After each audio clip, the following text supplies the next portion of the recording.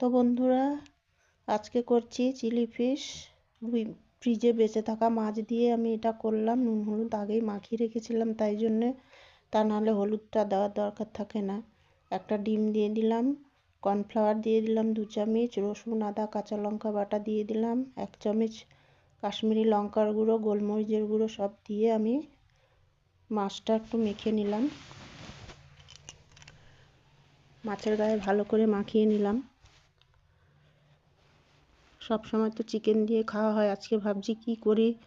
আর এদিকে ক্যাপসিকাম, পেঁয়াজ আর আদা কুচি, রসুন কুচি, লঙ্কা কুচি এগুলো সব রেডি করে নিয়েছি। তেল বসিয়ে দিলাম, সাদা তেল দিয়ে দিয়েছি। এবারে মাছগুলো এক এক করে তেলের উপরে দিয়ে ভেজে নেব।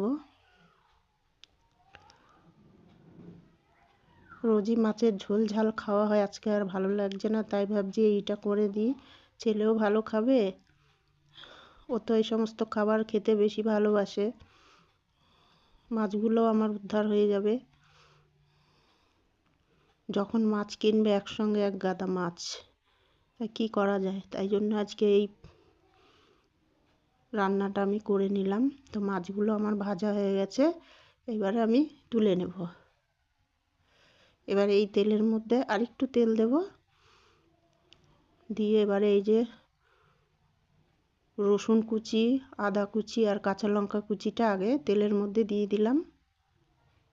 চিলি চিকেন যেমন হয় আর কি, ওইভাবেই করছি। পেঁয়াজটা আগে দিয়ে দিলাম, পেঁয়াজটা পাপড়ি ছাড়িয়ে রেখে দিয়েছিলাম। এবারে আমি ক্যাপসিকামটাও দিয়ে দেব। একটু ভালো করে হালকা করে ভেজে নেব। তার মধ্যে 1 চামচ মতন আমি নুন দিয়ে দেব।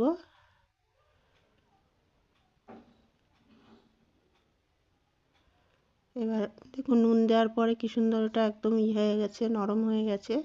এইবার আমি সস রেডি করে রেখেছি, 3 রকমের sauce, tomato sauce, red chilli sauce আর সয়া সস, 3 রকম সস দিয়ে একবার দিয়ে দিলাম গুলে। আর 1 চামচ কাশ্মীরি গুঁড়ো লঙ্কা দিয়ে দিলাম, দিয়ে এটাকে ভালো করে একটু ভেজে নিচ্ছি। এইবারে 2 বাটি মতন জল দিয়ে দেব।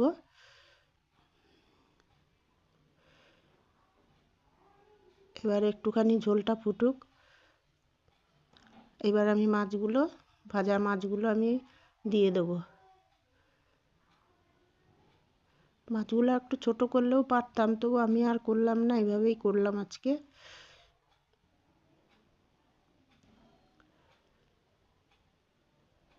এবার আমি